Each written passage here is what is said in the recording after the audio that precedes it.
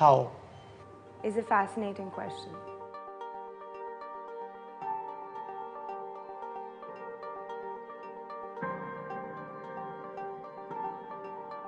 There are more things in this universe than can be understood using the tools and techniques of a single discipline. Things are truly interdisciplinary.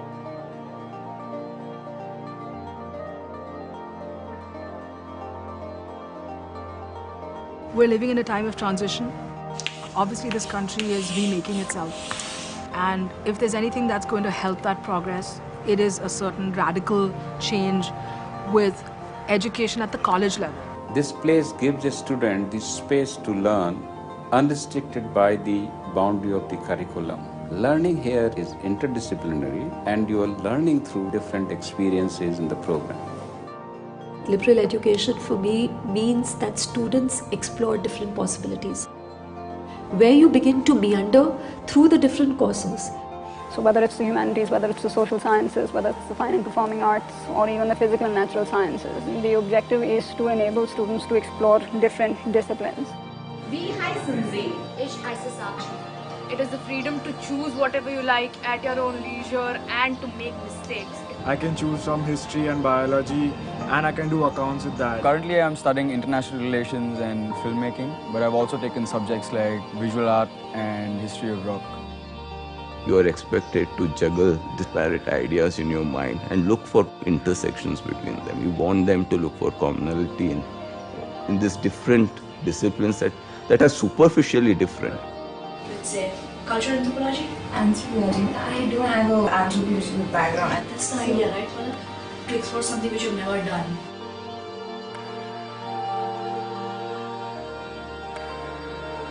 The only way to do it is through offering people choices and asking them to sort of combine in some sense their interests and letting them do it independently. So I think what they learn is that one issue is not as simple as it looks. You know, there are multiple interpretations and multiple perspectives to it.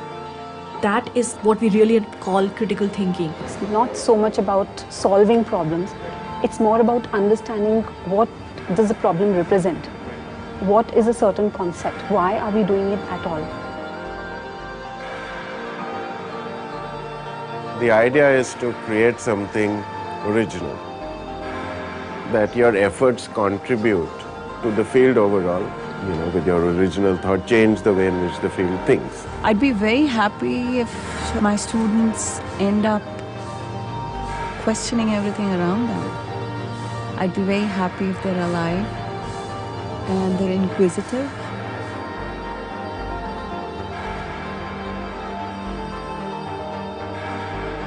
The curiosity which a younger person has is much greater. So when you start allowing them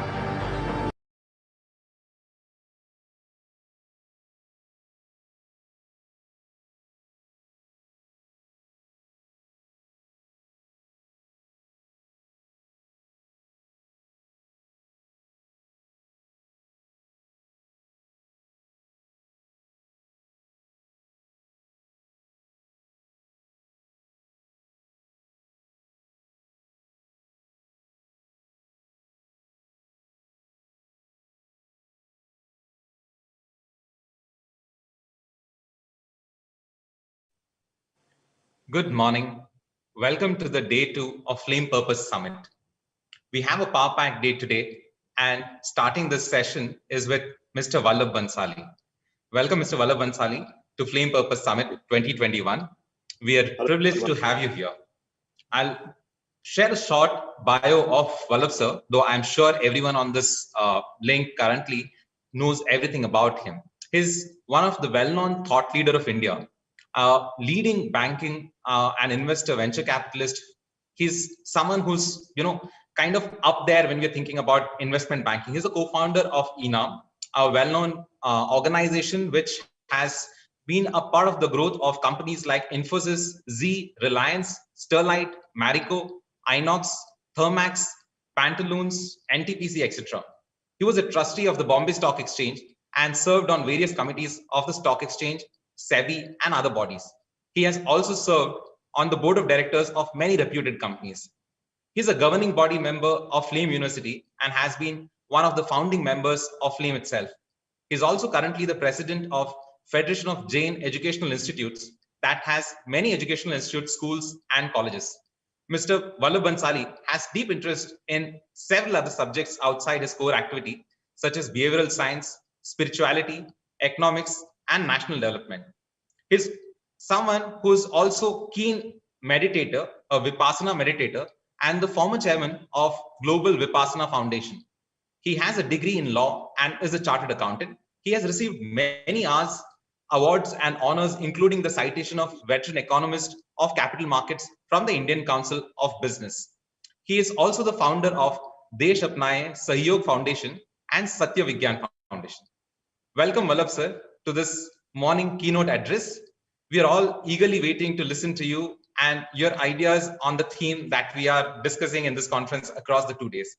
To start with, can you take us through your journey in life and share with our participants your keys to success? Good morning, and thank you very much, Professor Sajid. It's a great pleasure to be a part of the Purpose Summit being hosted by our university and this opportunity to speak to you. I was born in a very principled family, lost my mother when I was rather young, supported my elder siblings, very loving, very intelligent, very wise, had curiosity and a deep desire that I should not be left behind. I should be able to match step for step for all those people who I came in contact and liked. And that's been my journey. You mentioned a few of the details. The important ones are never covered. Then I made a bold decision to change my career. Actually, when I was around 17, an incident made me aware of the problems of ego. And I turned to philosophy and then spirituality. And that had a deep influence on my life. It grew my confidence and conviction about what I was doing. And that's how I was able to, give up my chartered accountancy and legal training, etc., to become interested in behavioral sciences, communication, and fields like that. And then I was able to enter into some very important partnerships. One with the Nimesh Bhai Shah was the principal one, and discovered a profession that I loved and pursued with a lot of passion, investment and investment banking, until bigger things called out, which was serving the country, serving the community, and spiritual advancement. And that's what I have been at for the last 8-10 years. As to success, well, I'm a continuing failure, but never ready to give up. So that's a short view of my life. So when you say you are a continuous failure, and I think the world looks at you as a success, how do you define success and what is failure when you're kind of looking at it and measuring and mapping it from your own life? See, one of the most abused and unfortunate expressions in our life is failure. So, when we are at school or at an exam, all that it does is it tells you that that little performance does not allow you to advance in a structured manner. You cannot go from 6th standard to 7th standard. You can't enter some degree or some course because you failed to pass at a norm. That does not tell you much. It is a very, very narrow context in which the word failure should be used. Very, very narrow. A person is never a failure until one thinks that, oh, I just can never do that. True. It always teaches you so many things. And what is called failure is built into nature's design. A child must fall 100 times, 1,000 times before it learns to walk. So much before we can, we learn to walk, we learn to run, we learn to, sprint, we learn to leap, we learn to fly, we must fall. A fall is not a failure. We don't make the distinction between a fall and a stumble and a failure. And therefore there's huge sensitivity. And success is understanding that, oh, a fall is not a failure. Therefore, continuing to make that effort to fulfill your curiosity, to test your capabilities. So one road stops because of whatever narrow norms, you look at something else. So that, I think, that attitude is success. Because, what is success today in narrow terms, like, you made some money, you achieve some degree, it becomes irrelevant very soon. Or, sooner or later it becomes irrelevant. Therefore, success, when you define by certain achievement, certain narrow parameters, is not a good definition.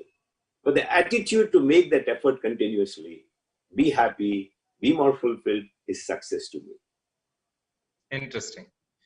So when you say, as in, I'm sure that there would have been a lot of stumbles and falls, and you took a lot of different paths too. And while you did, you went through these, what was the driving purpose for you? What led you, or what kept you going? What was that one purpose, if there is one, that kind of, we would like to know about that part. So, these falls, they teach you. If you take the fall very seriously, you lose confidence. If you don't fall, you become overconfident. So this continuous effort to do something new does something very interesting. It creates a combination of what I call humility and confidence. Not overconfidence, not weakness. And once that happens, you understand the design of nature. That someone who has got everything, they want to go and ski, they want to go and deep dive into the sea, they want to go to the space. So a challenge is always calling us out. As you recognize this whole pattern, something else happens, that it is this combination of your humility and this challenge which always calls you out, that you see a design in nature. And the journey from, your outward journey starts turning inward. I think those who turn inward to understand where this capability comes from, what does this humility do to them, they start seeing an alignment with nature. So every species and every member of a species is endowed differently by a challenge and by a capability. That's easy to see, right? The birds or the animals or the plants, they have their defense system and they have their growth system. When you understand this uniqueness, you start automatically, this inward journey gives you clarity. And you start saying, oh, this is what I'm very good at. So when you find something that doesn't tire you, you think you're closer to your purpose. And that purpose will align you. I can madly pursue somebody. I can madly pursue riches. It is not aligned because it is all about myself. When you see an alignment, that this, we have this interesting story of a man who lost his wife because he could not take her to the hospital in due time because there was no road. He bore through a hill all by himself so that there could be a shorter path and people could reach medical facilities quickly. It's a story from Bihar. This gives you a sense of purpose. So you make that huge effort, but it benefits the rest also. So this combination of being useful to the community, yet having a great sense of fulfillment and achievement, I think that is purpose. So you can have an objective, which is selfish objective, that I'll achieve so much glory or I'll be so rich, etc. That's not purpose, that's an objective. Purpose is this great alignment and that tireless effort without worrying too much about, how far you will go. It adds the last element of a purposeful person. It is to excel. So even if I made one painting which is, acclaimed by the world, I want to make something better. And only those who do not get tired will pursue excellence. Otherwise, they say, I tried, it is very hard, or this is good enough, I give up. So I think this is the combination, the inward journey, understanding the pattern of nature, finding something which, which aligns you with others, and it's a beautiful life after that. Interesting. So I think you made it quite easy, though you said that, it took some time for you to kind of reach to this particular alignment. One of the things that we did, one of the student groups did was, they created a small game around the Flame Purpose Summit. And one of the questions that they asked students was that, do you know your purpose or do you not know your purpose? And one of the, the most chosen answer was, we don't know the purpose.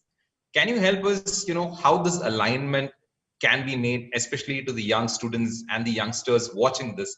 How do we reach this space and get that true calling, be in synergy, and take all these small aspects of success as, excellence? But can we really find the purpose? Give us a few of your thoughts on that and some tips for us. So I want to say two sets of things. One is, what causes the difficulty in finding purpose. Firstly, the boons of nature, air, water, free, parents, community, love, supporting institutions, they all come free by and large. All the beautiful things in life come free. And they also come easily. Free is the easiest way of doing it. And that's why the whole controversy. If WhatsApp is such a easy, and I'm sorry I mentioned the name, but social media messaging, etc., are so such wonderful platforms, why are they free? Because free makes you soft in the mind and we get tempted by it. So free is very easy. Now, easy is different from effort. So that's the first reason. Second, we grow up learning how to copy. We learn to walk, talk, do so many things only by copying others. And therefore, the world is full of mediocrity. It's easy to copy mediocre people, to unionize in that sense. Oh, no one is trying. No, you can't try harder than this. Look, there's so many problems. And it goes on at all levels. Successful, so-called successful businessmen, academics, that we get tempted by the crowd of this, mediocre behavior. The third thing is a sense of entitlement. Because, we have got this love expression and the consumerism.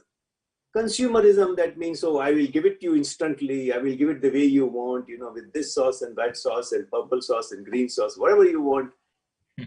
I start feeling entitled. And therefore, I can't take failure because, this must happen my way. And this is the path that takes people away from purpose. Oh, I tried very hard and it is not happening. And then I join the crowd. When you have this combination through stumbles and falls, about that, look, I got challenges. There is no life where there will not be any challenges. But I also got this capability. It does something remarkable. So the first is this observation that nature has given you capability and challenge. Second is gratitude. Oh, I've got so many capabilities. I've got so many blessings. I've got so much support. And this starts an inward journey. I think this inward journey, there is no purpose that one can talk about for everybody. But this inward journey is the main path to discovering one's purpose, and it will happen. When the time is right, it will just pop up. You say, well, this is what I want to do. So this humility, confidence, effort, and inward journey, gratitude, these are the things that have, and I'll give you one of the most inspiring stories. What happens with purpose? This is a story of Martin Luther, the man who changed the history of the world. Martin Luther was executed by the church almost 500 years ago to the date in April 1521. He stood before what was called the Diet of Worms. He was being tried for, standing up against the church and selling indulgences and other practices. So his last two lines of that famous speech, he said, so I must listen to my conscience because it would be dishonest and unsafe not to do so. You will reach a point where you must listen to your conscience. Then he goes on to say, I stand here as I must because there is no otherwise path. God help me. All those three elements will happen. You will stand firmly for the purpose. You will feel so strongly about something. It will become so clear that there is no otherwise. And you will feel you are held by God. So Martin Luther, even had he lived on, that was not important. His death created a great achievement and he died happily. So that's what purpose does. So I think this inward journey, that conviction is, I must listen to my conscience and more is risky to do so. Most people achieve success, but they're unhappy inside because they have not taken the risk which their heart and conscience is calling out to, as with Martin Luther or Subhash Bose are all, I mean, the students are fantastic at it. They know more people than I do. So I think that's the journey, Professor. From this, I think it comes to a couple of questions for me. Let me take the first one. So you mentioned about the ingredients and the path through inward journey to identify that one calling where you're getting your purpose. But while you had this journey for yourself, or as a guide have seen these journeys for others, has it been this one purpose, or is it that the calling changes maybe based on age, time, life situation, or is it that there is that that one light towards which you're walking? So when you did find this purpose, how did it happen, and can that be different? Is it simple one, or it's many different purposes at different points of time? Very good question. It's a direction. You say, oh, not this, towards this. Nobody, it's not that, like a question paper in exam, there is a standard answer. There is no standard purpose. It will not come couched in 12 words. You will get a sense of direction. And life is ever changing.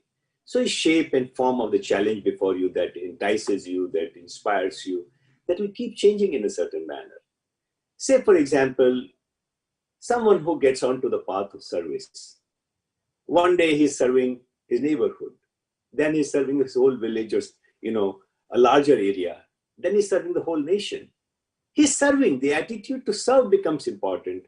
Then, I'm serving 1 today, 10 tomorrow, 20 tomorrow, and back to serving 1. It doesn't matter. That's how the purpose will work. It'll give you a direction, and you will get that sense that not otherwise. Nothing else, attracts you anymore. So that kind of focus is not a forced focus on one subject, etc. It becomes a natural focus. And, from time to time, you keep doing other things. If there are more important duties, you'll discharge those duties, but your mind has no struggle. Mind has no confusion. That's how purpose works. So, for example, if you started Flame with liberal education, and liberal education was to serve a cause, because in India, we didn't have that many liberal arts institutions. As we understood the students better, the students in 2021 are not the same students as in when we started 12, 13 years ago. So it's a dynamic process, but we continue to focus on, producing, the best leaders for the community, and that best leaders, what goes into that leadership keeps changing, if, that example clarifies. Interesting. This, when we looked at taking the example of maybe, serving as, and like you said, it's kind of the direction or the path to walk.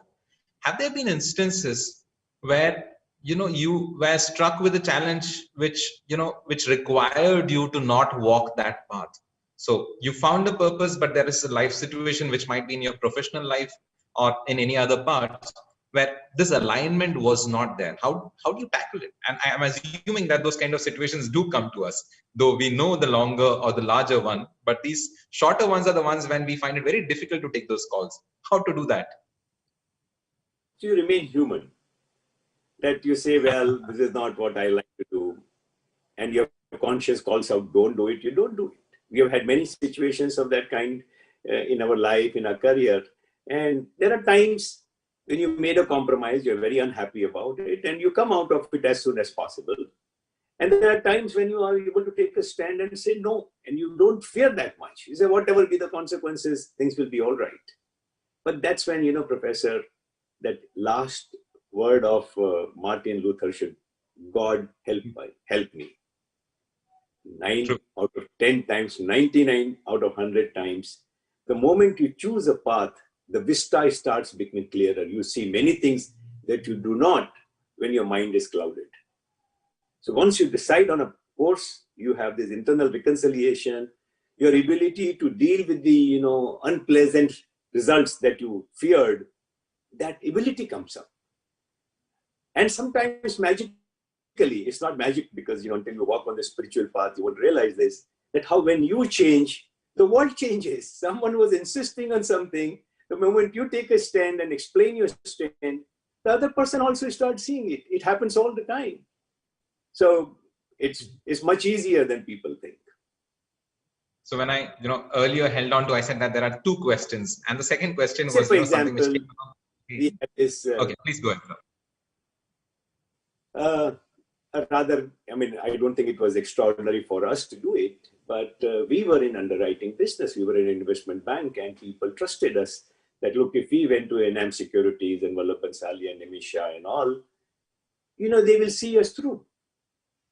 Now, if the climate changes, you don't expect your pilot to crash if the climate changes, if the weather changes, isn't it? So, we said that, look, it is our duty, howsoever, to fulfill the expectation, aspiration of our clients. And whether it was a small company or it was somebody like Infosys. So you stand by that.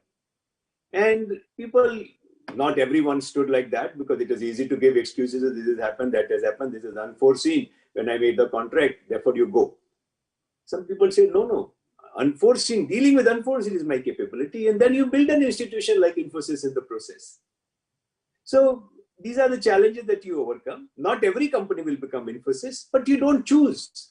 So I think once you make it a habit, it becomes pretty easy. Those struggles are not as until you start walking the path with clarity. With Infosys, I heard one of your talks where you mentioned, that Narayana Murthy said or defined goal in a very interesting way, or success, that, when that respect is there, respect was the term that you had used. And I wanted to know, when you're working with maybe a Narayana Murthy and your values align, it's fine. But what happens maybe when you're working with a player where your values don't align, but you did mention that one of the value that you're looking for is also the duty to the client. So is it that we kind of, move out because there is that synergy is not there, or we hold on to the other value and say that we'll do the best for the client? So when you have a contract, whether written or unwritten, when you had created a trust, you got to fulfill your trust. You can't change halfway. No, you are not a good person, if I will walk away, etc. But if it is a relationship, you have the choice, and you must walk away from people who you think, do not agree, do not align with your value system. Can you do that immediately? Just pull the plug? Sometimes you can, sometimes you can't. And then you take it as nature's design that, well, look, it's like a train journey. I cannot get down until the next station comes. You wait for the next station, and that's fine. You remain equanimous, you remain stoic about it, and you go through it. Life is too complex just simply because somebody's values don't agree with you. It doesn't mean he cannot change or she cannot change. Something else may not change. So this equanimity and peace within you enable you to deal with these incongruous kind of situations.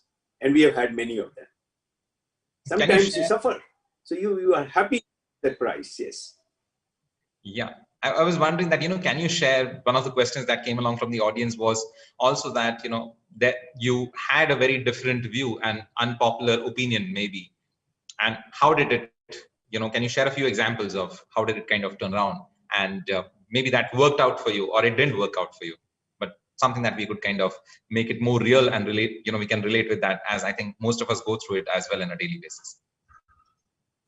Sure, in the context of the markets, when the markets are bullish, you may be very bearish. And since I was the face of the company, I had to take that stand that I don't agree with it. We declined offerings, that were very popular, and they came to us with a lot of pressure that, look, you must help us or join this effort. And we would say we would not join that effort, doesn't matter how big people are. And I wanted to share a story with you, and I can't mention the names. Sure. But so we were very passionate about working for the country. So, I remember having talked to at least 2 finance ministers that when it will come to doing something for a government company, we are ready to do it free also, because this is what will create so much value for the whole country. And then as PSUs, started coming to market more regularly, there were a lot of other people trying to do that, and doing that work was not pleasant anymore. So we stopped working on that. Okay. The chairman of one of the most powerful and successful PSUs one day landed up in my office without notice, 5 minutes notice. Somebody called that, no, XYZ is coming to your office. I was most surprised. So I remember I was very reluctant. I made him sit in a small conference room, irrespective of how big he was, because I was very reluctant. He came without. He said, "आप ऐसे कैसे बोल सकते हैं हमारा IPO handle नहीं करेंगे?" So you have that kind of pressure also come right onto you, but you stick to your guns. And you're pleasant, you're respectful, you explain your stand. It happens. Nothing happens. If you are respectful, the question is, because someone doesn't agree with you, you should not become disrespectful, because people change. If you are always respectful of others, even while you disagree with their path, you will be fine. If you become arrogant, oh, you idiot, you have no values, etc., that's a bad approach. You must always discount this, that look, somebody may change. Somebody may have some circumstances why the person is like that. So having that compassion, that empathy, and that humility makes things a lot easier. Interesting. You would want to kind of build on, you had mentioned about the willingness and the want to work for the nation. I want you to take us through the journeys with Desh Apnaye Sahyog Foundation and with Satya Vigyan Foundation. How do these participate in the nation development? We'll be keen to, look into that now.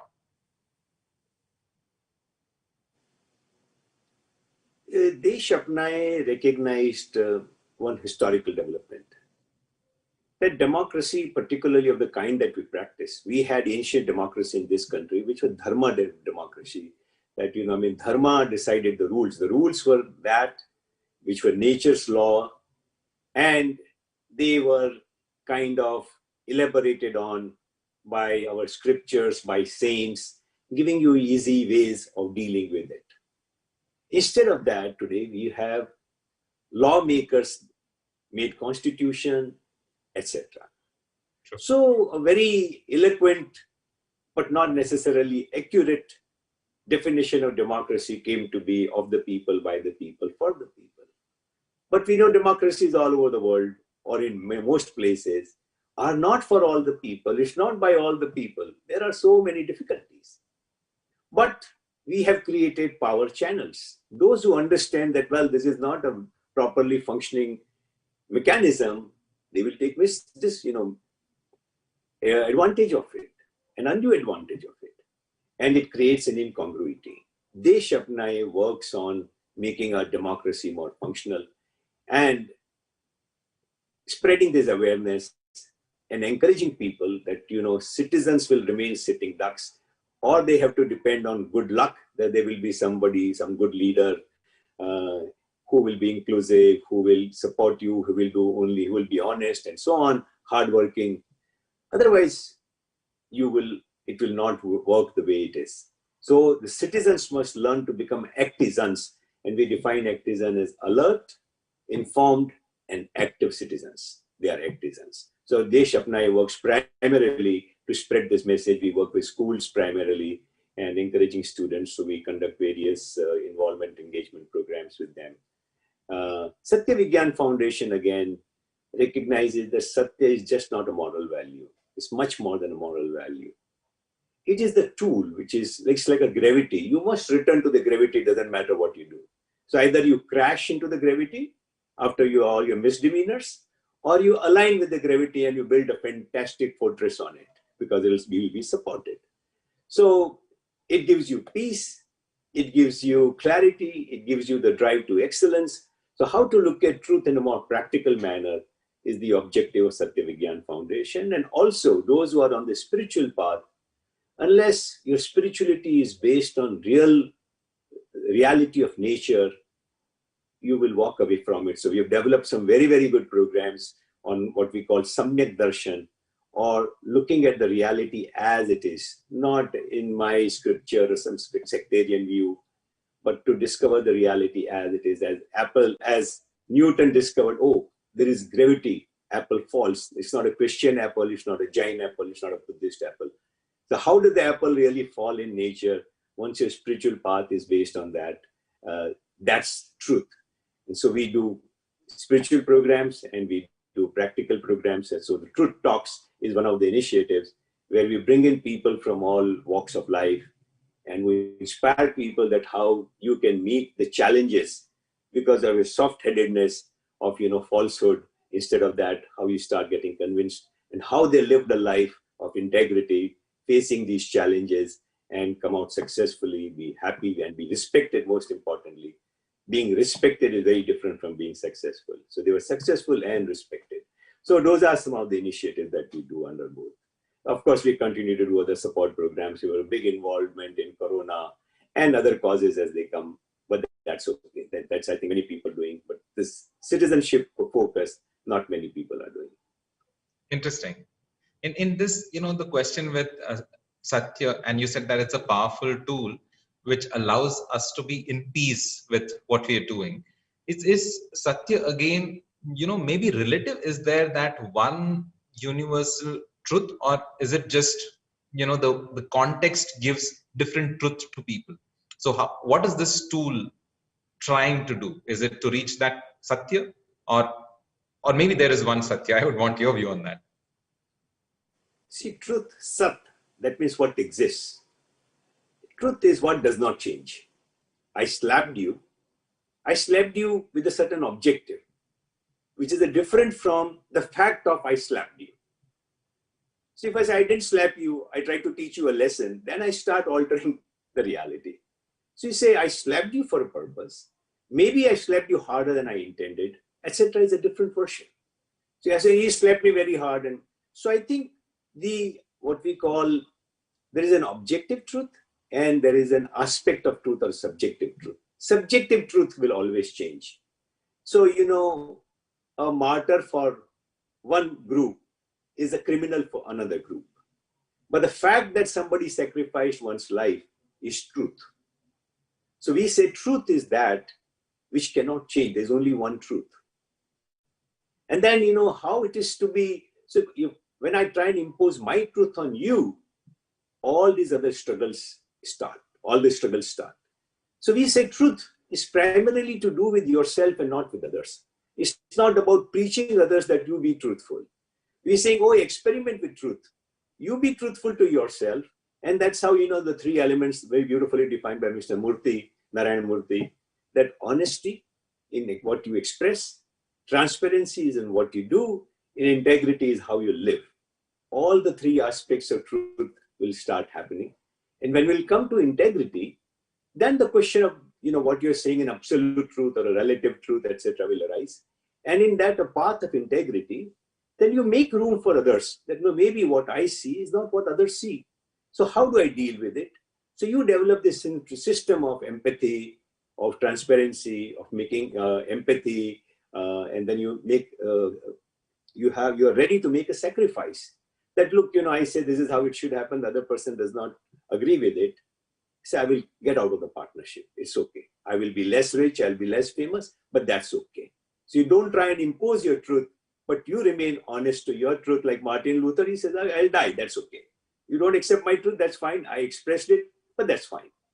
So that's what the path of truth is. So I want to kind of, just take it further on the objective truths.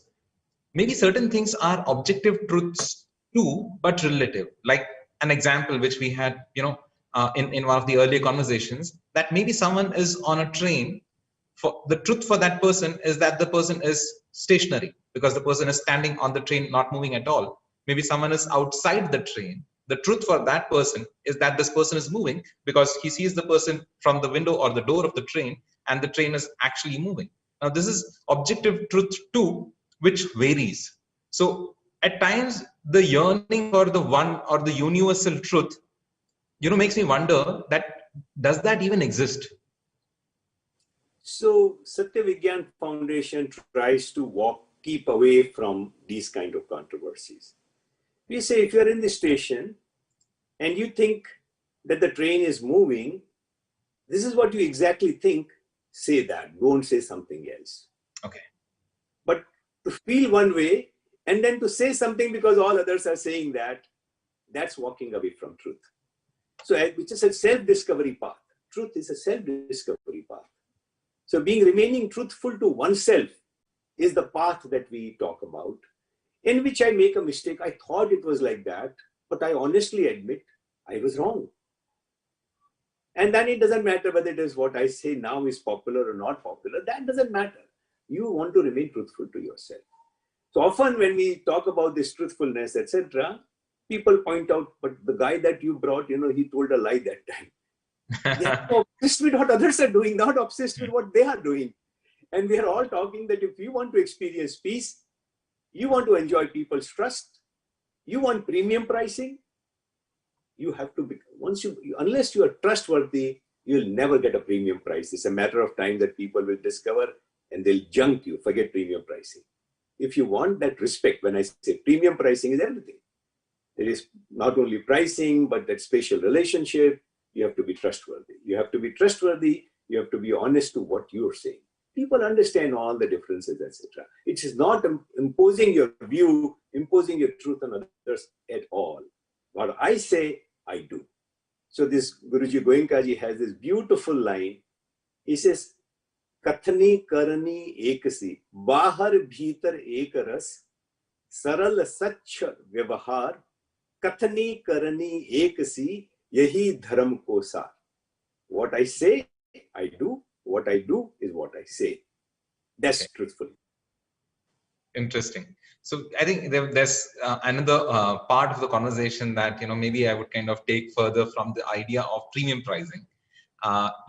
When and if I kind of look at it from the perspective of brands, many a time you're right that the brand is about the trust, but the brand is also about many a times selling things or selling values.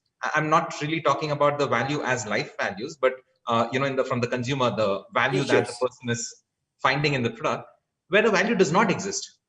So we are many times charging premium for actually selling success or confidence or beauty. And that's what people are buying, let's say a particular brand for. So how does it kind of fit in this idea of truth? So these are all what we call gray paths. That, if I know that my product will look good on a particular actress or a heroine or a model and not look good on everybody, but I'll promote my product with my model and I will not claim that it will look good on you. Then I let the other person misjudge that, oh, it has to look good on me also. So that is clever. But there are products who will not do that too. They'll say, this is how my product works. So when I deal with beauty, when I deal with all this perception business, it is inevitable that I will, if I promote very hard, I will sell misperceptions. So I say, I never told you, but you believed on your own, but I took you right. I will keep pushing you until you believe in that manner. That's the success for them. So there are people who follow very high standards. There are people who will not follow very high standards. And that's the challenge of the Purpose Summit or, Satya Vigyan Foundation. So we say, all right, the world will be what it will be, but let's do what we can. Can we be the example? First for ourselves and our happiness, and if it spreads some light around us, good, that's it. We have no pretenses that, oh, we will be able to spread the light all around and make everyone truthful. We have no such ambition. We have no such delusion. And is it more that, more of the life is on the gray part then? Because what you said as the gray part, is that kind of more on a daily basis that we are existing with, or that's less and the the alignment is more? How does it kind of work out? And along with this, I would want you to lead us with Vipassana meditation and also help us, how I think, I have heard in one of your other conversations earlier that has helped you. So, I would like you to kind of help us, and give your views on these two. Sure. So, I think the whole journey with philosophy and spirituality has had a deep influence on whatever I did, and Vipassana is no exception. Vipassana word simply means to see the reality as it is. V means a spatial, Passana is to understand or to see in an understanding manner. So in Indian scriptures, it's called Jnana Chakshu, that Vimudhananu Pashyanti, Pashyanti Jnana Chakshu, etc. That when you learn to see with insight, that's when you really see. And so Vipassana is about that. So you constantly, Vipassana begins not by seeing the world, but seeing yourself constantly. Oh, anger is arising in me and this is reality. Now to make my anger a result of what is happening outside is not right, because sometimes I don't get angry, sometimes I get angry. Once I recognize that, I start becoming wiser. Oh, anger is in me and it is triggered very easily. Once I come to know that, oh, my anger is triggered, I learn to relax. I learn to see otherwise, then I don't emphasize the cause. So some people smile even, and while some person will get very angry. So that's how Vipassana helps. And that's how you see that, look, oh, the whole world is like that. That when winter comes, right? If I ask your participants or our participants, tell me, which is the right season in a year? Is it winter? Is it summer? It is autumn, or it is rain? Is there a right season? No, seasons change. If I don't like a particular season, it becomes wrong. So I start recognizing that, oh, nothing is wrong in the world. The world keeps changing, situations keep changing like a kaleidoscope. I learn to remain steadfast, to see what is changing outside, what is changing inside.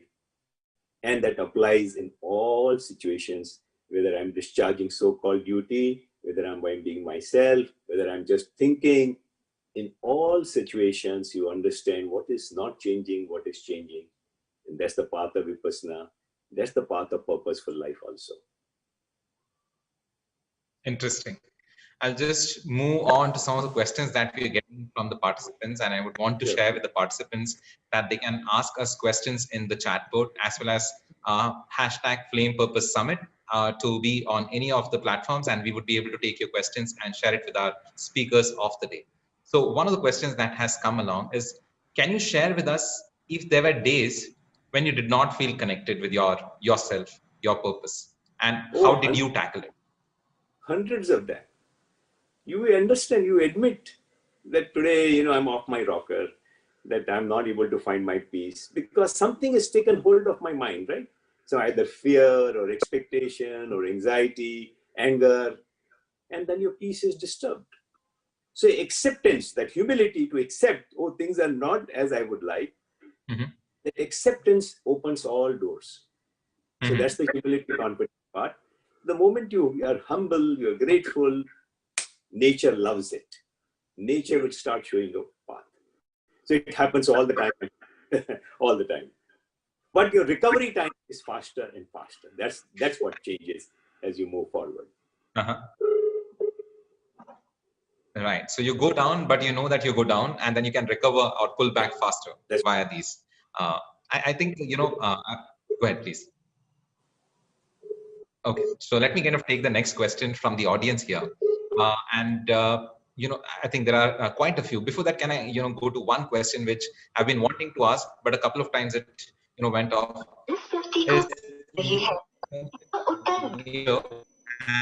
Or a few times.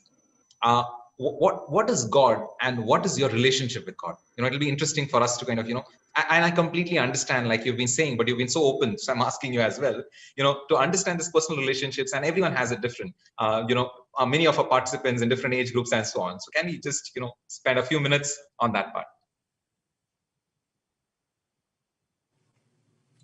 So God to me is nature. Okay. That's it. Okay. Nature is God. Okay. Interesting. And so Kabir has this beautiful sense, Jab jaisa tab vaisa re. So since nature is changing all the time, it comes in different forms. So we know that do unto others as you would want them to do unto you is not a precept in the books. You discover it yourself. That when I smile, the world smiles, generally, isn't it? When I'm being nice to people, people be nice to me. This is what nature is. This is what God is. So I think it's just that when I become angry, I become miserable. Now I don't need to read a book to find this out. That when I want to help others, once you help, okay, everybody has this experience, that do you have a feeling better than the one that you get when you help others lovingly? Ask yourself. Interesting. So that's how God speaks. And that's God for me. Interesting. So while, there are people who we address as God, in India we have had many extraordinary people, but Bhagavan in that sense is someone who achieved a great status of having overcome so many difficulties in India, particularly Buddha and Mahavir, and in that tradition, that they were born as humans, but who achieved that great status. Even in Hindu tradition, we have a God who is as vulnerable, who is as, the laws of karma apply to that person as much as they apply to anyone else. There is no divine power. If Krishna must also suffer, Shankar must also suffer if they do something which is not in keeping with the law of nature. It's so wonderful. So law of nature is gone. Interesting. So in our audience questions, we have a couple of, market related questions, but I'll kind of pull them all together and try and understand your view on what's really happening. Is there this inconsistency of something which the market is showing us, the index is showing us, to what the reality of the market is that we see around us? So I'm just trying to connect both the audience questions. It's not exactly, what do you think, where will it hit next? But can we kind of have a view on this? It's a very difficult question. I'll try. Because the evolution of market and our own evolution in understanding it is not according to the laid down path. So people don't understand. Somebody says, I made so much money, and that's very intoxicating, and that's the interest in market. Or somebody gives up some phony number of so much wealth created and destroyed. That's not how it works. So, which is, what we call popular legend, and we can't do anything about it. But let's understand what a market is supposed to be. If you understand two aspects of market, maybe things will be easier. Market is a discounting mechanism. It sees ahead. Life is all about ahead. Life is not about the day that went away. It's all about the future. Market is all about the future. So maybe based on the past performance, it makes a future projection, but it is always about the future. Since it's about the future, it looks at the future in advance and tries to deal with it today. Okay. So whatever you see in newspaper, quarterly results will come 3 months later. The market has discounted it and moved on. That's one part of the market. And therefore, when you see market is 50,000 ground reality, that means the market is saying, we think in time to come, this will be very good in 3 months, 6 months, 1 year, 2 years, etc., etc. The second part is that the market is a very liquid phenomenon. I can buy and sell very quickly, which means fear and greed set in a big way. I buy more or I sell all. So the fear and greed of people, backed by the power that they have. I'm a big institution, I sell, I move the market. I buy it, I move the market. I'm a small guy, nothing happens.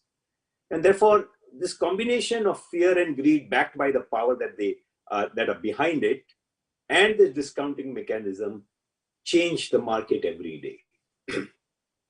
So when you look at reality, reality will generally be far behind. Sometimes because it is market is not a perfect, it's not an alternate, it's not what we call a perfect machine, it's an imperfect machine. The overdose of fear or greed will make it look very different. And that's what creates the opportunity.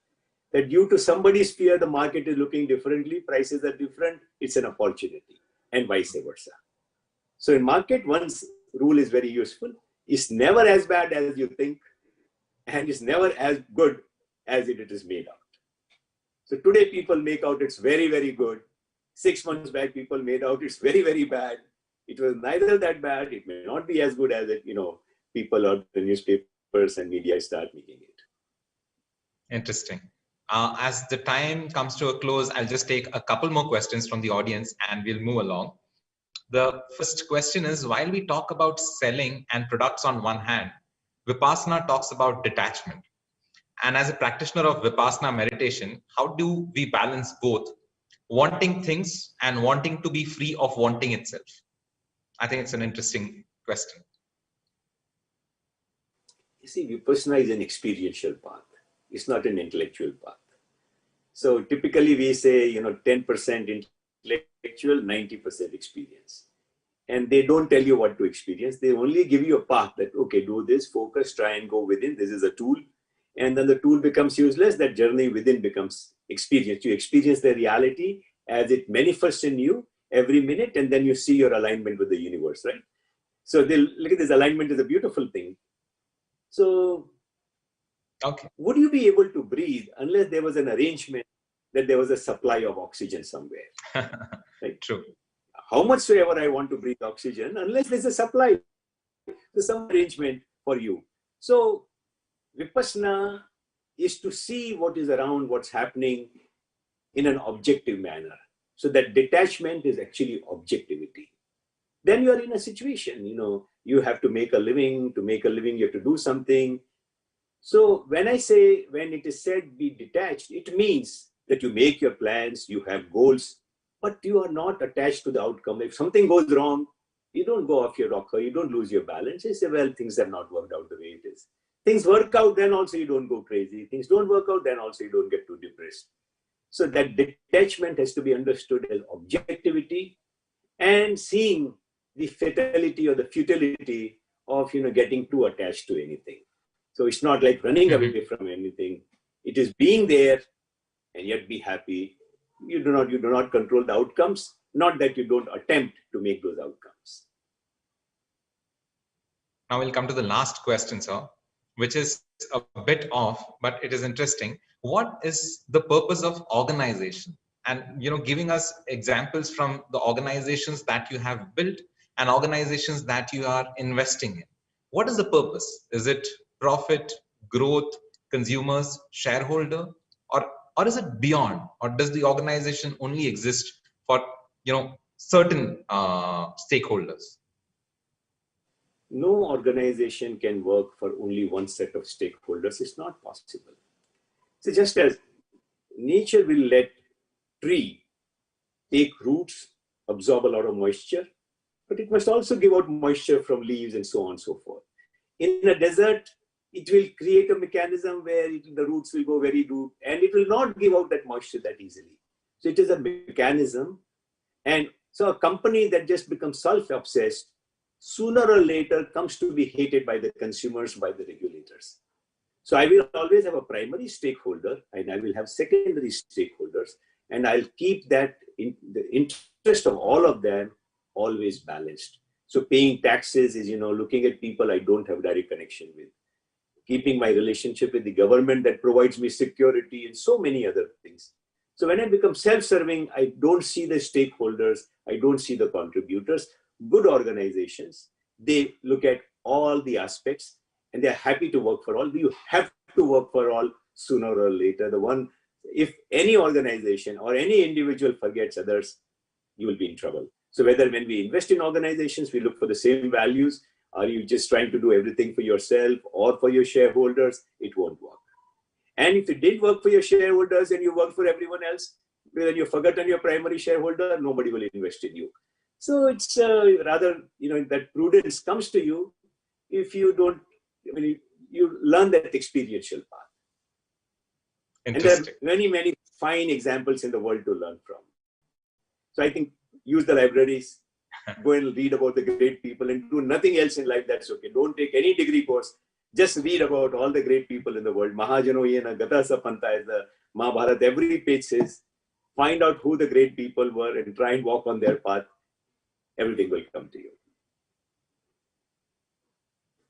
I think on that note, we will take this particular session, and we have next session guests waiting.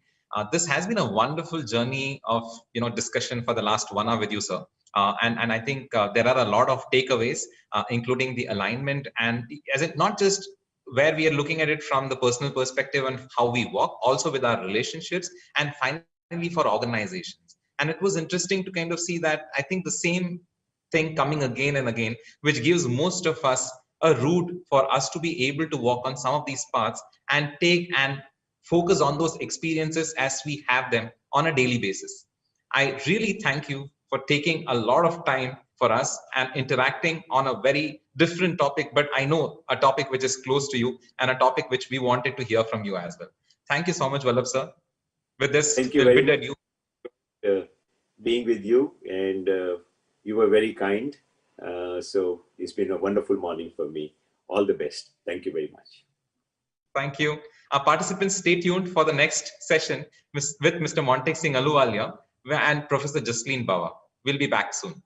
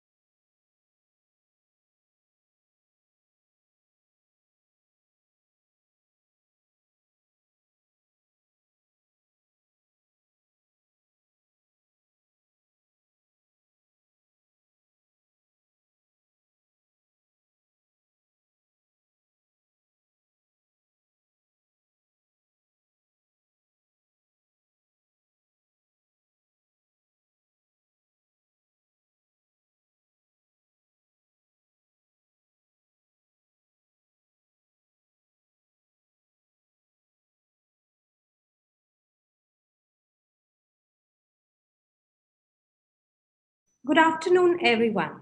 I am with Dr. Montek Singh Aluwalia. Such a well-known and senior person needs no introduction, but I will still take this opportunity to introduce him formally. Dr. Montek Singh Aluwalia was the Deputy Chairman of India's Planning Commission during 2004 to 2014. He also played a pivotal role in a small team of economists under the then Finance Minister, Dr. Manmohan Singh Ji. This team was in charge of drafting India's far reaching economic liberalization program between 1991 to 1996. He's an Oxford trained economist and started his career as the youngest division chief at World Bank when he was just 28 years old. Dr. Montek Singh went on to become the architect of India's 11th and 12th 5-year plans and could also witness the economy's deep issues during the tumultuous years of 2009 to 2014. When global economic crisis derailed the Indian economy and caused the NPA crisis, which continues to this day. Dr. Montek Singh Aluwalia is a recipient of Padma Vibhushan. He is also the author of Backstage, the story behind India's high growth years. Good afternoon, sir. It's an honor and pleasure to welcome you to the Flame Purpose Summit. Since the theme of this summit is purpose and your journey has been very inspiring, I would like to start this conversation with how did you find the purpose of your life and how students from this generation can find their purpose or calling? Over to you, sir. Well, thank you very much, Jasleen ji, for inviting me. It's a great pleasure to join you in this session at Flame. You've asked a very difficult first question, and that is the purpose of one's life. You know, even at my age, and I'm now 77, you should keep asking that question: what is the purpose? And I think the purpose changes over time. But let me rephrase it in a way that might be more relevant, perhaps, to the younger audience, which is really, how do you decide what to do? Because in one sense, the purpose of your life is what you should be following. And I want to make 3 or 4 points. One, I was very lucky because I really wanted to be an economist and to have some impact on policy. And I think on the whole, I've been very lucky. I was given lots of opportunities, and I don't think I'd want to do it any differently. But your world is actually going to be a very exciting world. I mean, remember, when I started working, the Indian economy was growing at a very, very slow pace. And a slow pace means a very slow rate of structural change. For example, if the economy is going at 3.5% or something like that, and the population is growing at about 2%, then the per capita income of the country is only growing at 1.5% or something like that. And at 1.5%, it takes approximately 35 years to double per capita income. And structural change in a society comes when per capita income doubles, not total income. I mean, for example, you could have double the population and double the income and exactly the same per capita income. The second society would not be structurally different from the first. It's when per capita income goes up that structural change takes place. And when I entered the labor market, you might say, we were a very slow growing economy, and the doubling was something that at best would have taken place in 35 years. You're currently going through a very sharp contraction, but I don't think that is the future of India.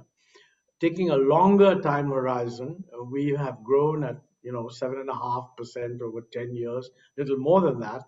during the UPA regime. And hopefully, when we get over this COVID crisis, we should get back to something like 7.5% growth rate. Now, population growth has also slowed down. So population is now growing little over 1% at most, or about 1%. So essentially, 6.5% really means per capita growth really means that per capita income will double in something of the order of 9 or 10 years. So, you are going to face structural change, which is roughly 3.5 times faster than my generation. And this has a lot of implications for how you conduct your life, because the economy that you go through will be subjected to faster change. And I think your own options are going to be wider, and therefore you'll have much more flexibility. Whereas my generation sort of assumed that we would think of what we want to do and go into one job and stay there forever and so on. Your generation is not going to do that, because first of all, many of the jobs that exist today are just not going to exist 20 years later. You're going to find a faster changing economy with many, many more opportunities. So I think you need to be mentally ready for that, and define your purpose in broader terms than just one particular job. Because in all probability, every 4 or 5 years, you'll probably change your job. And I think one consequence of this also, by the way, is that, unlike in my generation where experience was greatly valued, I think in your generation, innovation and inventiveness rather than experience is going to be valued. The reason for that is quite simple. If technology is not changing, experience is everything. But if technology is changing rapidly, experience is actually a disadvantage. So I frequently tell younger people who come to me asking for advice. I mean, they think I've been sort of successful in what I wanted to do, and they think maybe I can give them good advice. And the first advice I give is, don't take advice from people of my age, because quite honestly, we don't know very much about the kind of world you face. And of course, that also implies that unless your parents are giving you similar access to flexible options, I fear that they're doing the best for you and they care more for you than probably anyone else does. But I'm not necessarily sure that the advice they give, unless it's advice on values, is going to be all that relevant in terms of what you decide to do. So it's a very confusing answer, but I think the bottom line is you do need a purpose. You cannot just have a mechanical approach. This is what I want to do. But please keep in mind that as far as possible, the purpose should be at a higher level of values and not so much, this is the job I want to do. That part is also essential, but once you're clear about the values, that will come. Don't know if this helps, but that's I think what I would like to say on this subject. Sure, sir. It's really wonderful and inspiring words for the students. And I would like to now shift gear. You just mentioned about contraction in the economy. So one question that is looming on everybody's mind, do you expect a V-shaped recovery in the economy? Well, I think all the guys who make predictions have many different alphabets to choose from. There's the V-shaped, sharp decline, sharp increase. There's W-shaped, sharp decline, a bit of an increase, decline again, then up. L-shaped, which is a big decline and completely flat. Then a kind of a very wide U-shaped.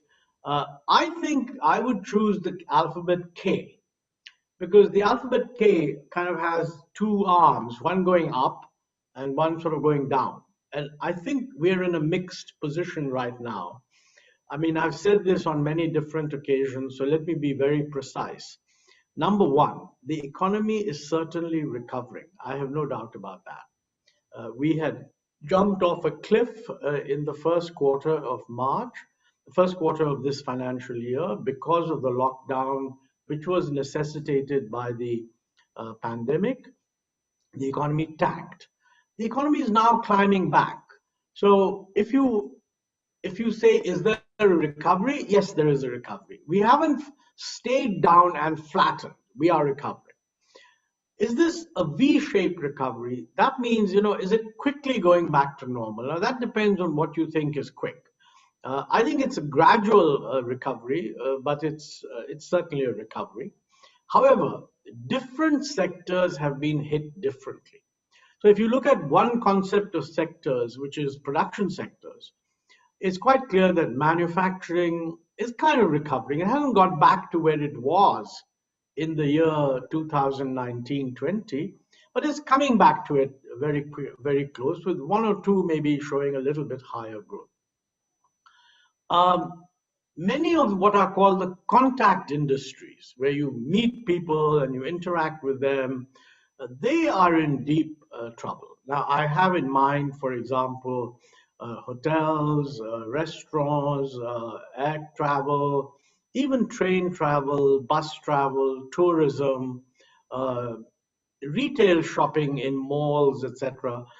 That is really going to take some time before it gets back, because, particularly since digitalization is giving people the option of doing things offline. Now, I realize this is only for the top 10% or so, but still, they were the ones that were driving a lot of the business on malls and so on. I think these sectors are badly hit and will continue to be badly hit. The other, for a while, small scale industries have been badly hit and they will take some time to recover. I think the employment situation is bad in the sense that the data that we have from the CMIE shows that there was a huge increase in unemployment in March, April. That declined again, and somewhere around September, the unemployment rate as measured by this index came back to pre-COVID levels. But the difference was that the participation rate had dropped. So unemployment is usually a percentage of those seeking work.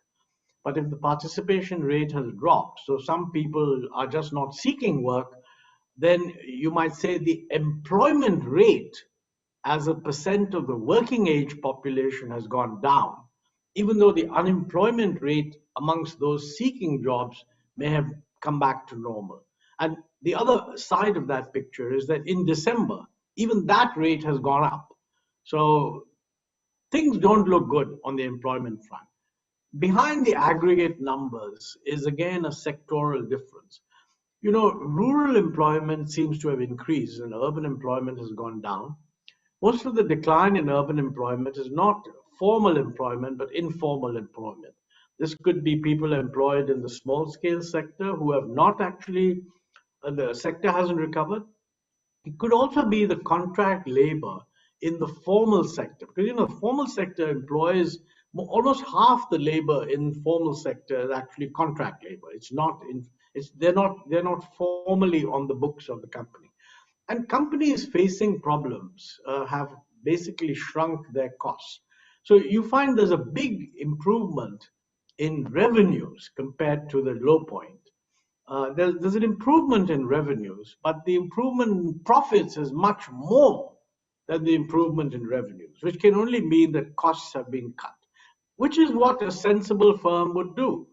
Because if it was used to thinking of 6-7% growth, and suddenly it finds that it's gone into a contraction, it gets rid of such costs that it can eliminate, and labor contractual costs is amongst the first to go. So that hits employment. So it's a mixed picture, and that's why I say K-shaped recovery. I mean, those in the formal sector who were wondering, does this mean that life is going to be miserable forever? They see lots of signs of hope. But I think there are other sectors where life is still quite miserable and we have to do something about it. Now, obviously, this will improve as and when the economy actually gets back to normal. But at the moment, it's not back to normal. It will do that maybe in the course of the next year. So continuing on the similar thought, can infrastructure spending help? Because what we have been observing is public sector banks are barely capitalized. they're being infused with 20,000 crores of capital, recapitalization bonds. And with banks kind of remaining out of the equation, will the onus entirely lie on the government to bear the cost for the next set of infrastructure projects to probably boost employment, probably help through enable demand? Because the worry also remains is when the capex cycle is going to start, and by when do we expect to see some kind of traction in this? That's a very good question. Let me say that, there's no doubt whatsoever for the medium term that the revival of investment in infrastructure is absolutely crucial. Our infrastructure is not up to the mark. In the 12th plan, we had emphasized that we need a big increase in infrastructure investment as a percent of GDP. But because of the problems that arose in the last couple of years of the UPA with growth slowing down and lots of projects getting stuck, we were not able to achieve that. And I don't think that after the change of government in the last 6 years, we've actually achieved very much in terms of infrastructure investment. The desire to increase infrastructure investment is there, but I have not seen the most recent data. And most of our data do not give separate information on infrastructure investment. We had started doing that in the Planning Commission, but I don't think it's been updated. However, while there is a complete agreement across political parties and certainly in the government even, that we need to increase infrastructure investment, and there have been some progress in things like roads, where I think there's been a definite pickup in the rate of implementation. Across the stream, it's actually still rather low. Now, I mean, it's tempting to say that, when the private sector isn't able to do it, the banks are in lousy condition, let the government do infrastructure. I would be very careful on that, because our experience historically with the ability of the government to launch good, efficient, timely infrastructure projects is not very good. So frankly, I think all the arguments that we had raised earlier, that let's get the private sector into it, remain valid. And I think the present government endorses that approach. I mean, they will no doubt say that they will do it better, and that's good luck to them. But there is no resistance to the idea that we must have public-private partnership. Having said that, probably for the next year, that is the year 21-22, it's unlikely that you will get the private sector really willing to move in a big way, partly because the banking system is in as difficult a position as it is. And so therefore next year, maybe there should be a thrust of expenditure on infrastructure from the government. And I would say that areas like roads and railways are the areas where this investment should take place. But it should always be done in an environment where the private sector is also invited. I mean, for example, there are news reports that the government intends to privatize Concor, which is currently dominantly government-owned organized. That's a very good idea, because I think container traffic needs to respond to market conditions. And I think they should do that, and that will enable Concor to bring in a whole lot of other investors and other capital. But in order to do that, you have to create an environment in which private investors will feel confident that the treatment that Concor will get from the railways in terms of access to track, etc., is reliable.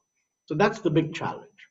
And also, I think when it comes to private sector investment, one of the big problems we have is that in any public-private partnership, the private sector has to be regulated, because this is not like selling mangoes or lemons or something where you can just say, well, go ahead and do what you like. I mean, this is, after all, a public service. You are getting the private sector in. There has to be a regulatory environment so we know what they're going to do. The quality of that regulation has to be, I would say, not pro-business, but it should be efficiency promoting. And I think many private sector people feel that in public-private partnership, once the deal is entered into, there's really no partnership. The government or the public side looks at the private side with extreme suspicion. And I think there's some merit in what they're saying, because the way we work, if you're both doing something and there are changes which require you to do something differently, and maybe even change the terms on which you entered into the agreement, you need a more supportive approach to modifying these terms. But the trouble is, in our system, anything that looks like being modified in order to help the private guy is essentially viewed as something which you must have had some corruption involved, and it simply doesn't pay the civil service person to actually agree to such a thing. So we need to get out of that. I mean, unless we can get out of that, it's very difficult to get the private sector into the picture. But we have experience that the private sector can work infrastructure. I mean, look, Delhi airport and Mumbai airport, there may have been all sorts of disputes, and there were on individual things. But all said and done, they're modern airports, they're working very well, and they're being done by the private sector. And the airport authority, for many, many years as a monopoly, never did this. So I think there is scope. I believe the government is thinking of privatizing several other airports. It's a good idea. We should do that. Certainly in roads, we should do a lot more. For example, there are existing roads that are tolled. And the tolls could be, so to speak, the right to toll those roads could be sold to bring in capital. And that capital can be used in order to support other infrastructure. So all those things, I think, should be pursued very actively. Absolutely right, sir, because from what we read also that a lot of suspicion is placed the moment a private player comes in and there's a triple P that takes in. Moving on to something which we have all witnessed during the COVID-19 pandemic was, you had also mentioned about small industries being hit. MSMEs have been hit very hard. Although they are called the backbone of the Indian economy, the Indian government came up with a lot of measures to resuscitate them and also introduce the emergency credit line guarantee scheme, which has worked fine for a kickstart. But what additional measures should be taken to bring them back to a normal track and ultimately help them become self-reliant? Well, that's again a very good and difficult question. Let me say that the credit assistance that was given to small-scale industries was a good measure. And I think the RBI deserves to be congratulated for taking an initiative. Because, if the RBI had not taken the initiative, I don't think banks would have recognized the need to be relaxed on credit. But please remember that credit has to be repaid. So while we've given them more credit, the ability of these businesses to repay the credit is going to depend on whether they can become productive when this credit line needs to get repaid. And that is going to depend on two things. One is what happens to the growth rate. For many years, we had a growth rate of 7.6% or so. Certainly, that was the average during the UPA period. In the first 3 years or so of the NDA government under Prime Minister Modi, we had a similar sort of growth rate. It picked up from the low growth at the end of the UPA, and it looked as if we were moving ahead. But then after 2016, that growth rate has dipped again. And before the pandemic, the growth rate of the economy was only 4.2%. So the question is, you have a lot of small-scale industries that have historically got used to growth, let's say at 7% or something like that. What is the growth we're going to have after we recover? Now, there's a lot of debate always going on what do you expect next year? I mean, this year we had a contraction of 7.7%. So I would assume that by next year, we will get back to 2019-20. Okay, and if that's the case, then we'll have a growth rate of 8%. But remember, that 8% will only take us back to what the demand was in 2019-20. So maybe some of this credit stuff helps businesses to survive. But really, the question is, at the end of next year, are we just going to go back to 4.2%? Or are we going to be able to go back to something higher, 6-7% or so? Whether MSMEs do well or not is going to depend crucially on that. Because if that acceleration doesn't happen, many of these will just not be able to repay the credit they've taken. I think there's also another factor which is kind of difficult. You know, everybody says that MSMEs are the backbone of the Indian economy. And you know, when I was in government, some things become slogans. I mean, it's just like, you know, we always pay tribute to the Kisan, you always pay tribute to the Jawan, you always pay tribute to the MSMEs. If you were to ask yourself, does India have a strong MSME sector which is driving the growth of the economy? The answer is no. It's not the fault of the MSMEs. We have not created an environment where these could become strong. Actually, we have a very large number of very small units providing a very low quality of employment. So really what we need in the MSME sector, in order to make it the backbone, is that we need it to become the larger or the more efficient. They don't have to be the larger. The more efficient units among them have to grow much larger than they are. I mean, it's ridiculous to have very large numbers of units employing 10 people. We ought to be having many more units employing between 100 and 500 people. Now, if we were to succeed in that, we would create a strong MSME sector. But the consequence of that would be that the expansion of these units would actually displace a very large number of small units which just would not be able to compete.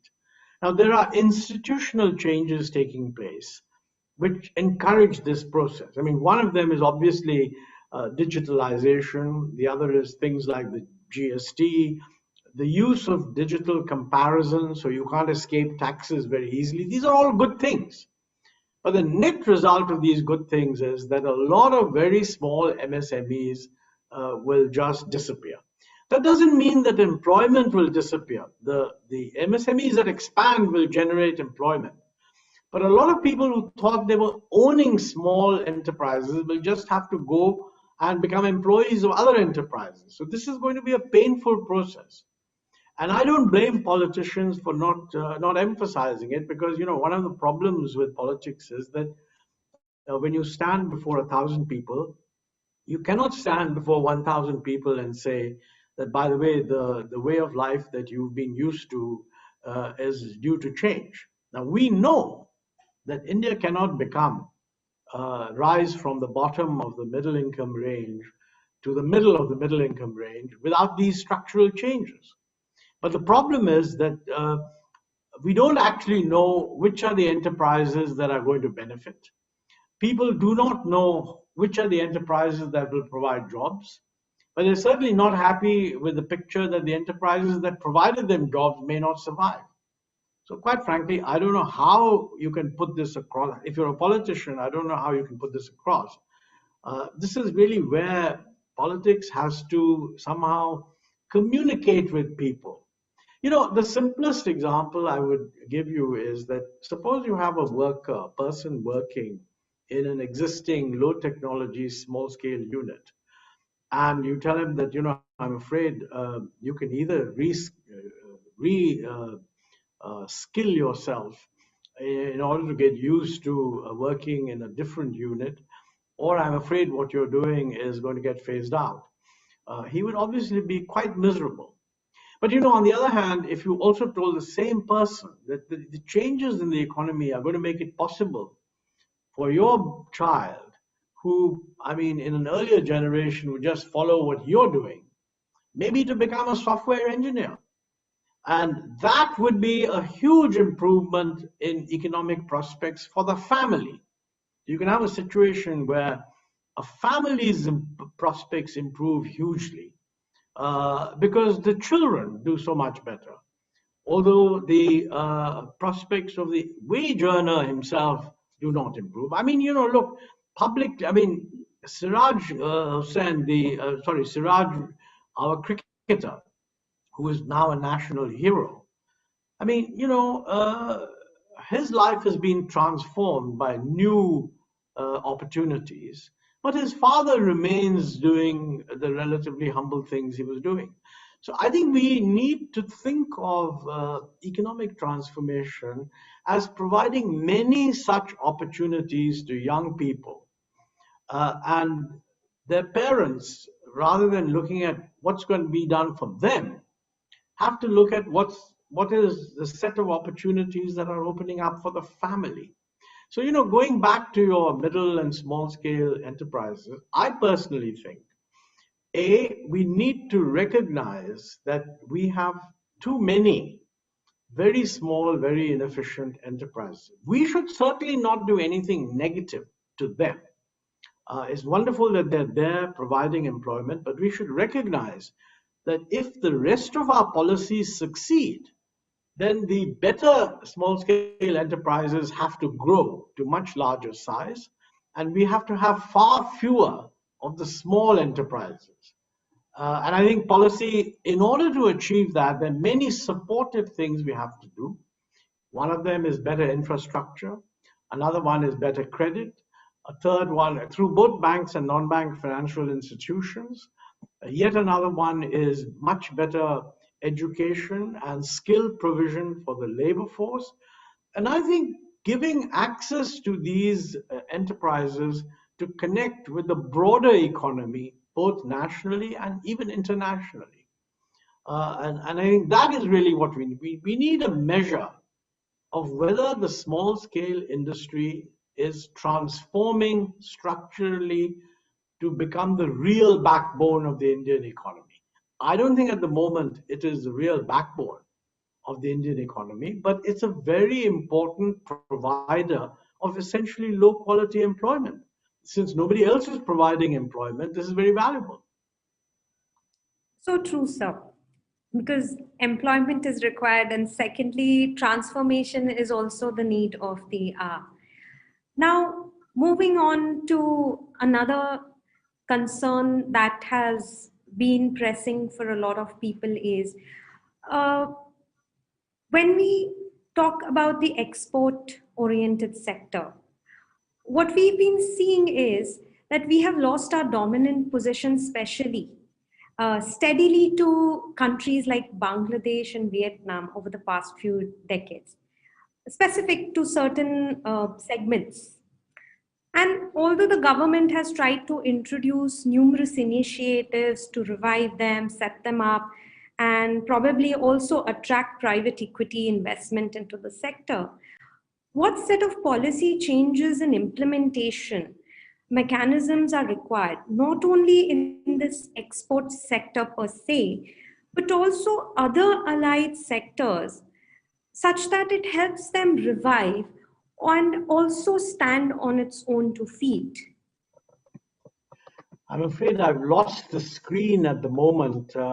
Maybe I'll need to do something to get it back. Can you hold on a second? Sure. Can you see me? Yes, sir. We can see you. Well, I mean, I can't see myself or see you, which is a bit of a problem. Okay, let me just see if I can fiddle around with this a bit. It says launch meeting. Okay. So if you could probably just see the icon of the Zoom link, if you click on that, it's a blue icon. Just click on that. I got that. I think I'm back, right? I need to. Can I be heard? No. Yes, sir. I can hear you clearly. Sorry. Can you just summarize what you just said on exports, that we're not doing well?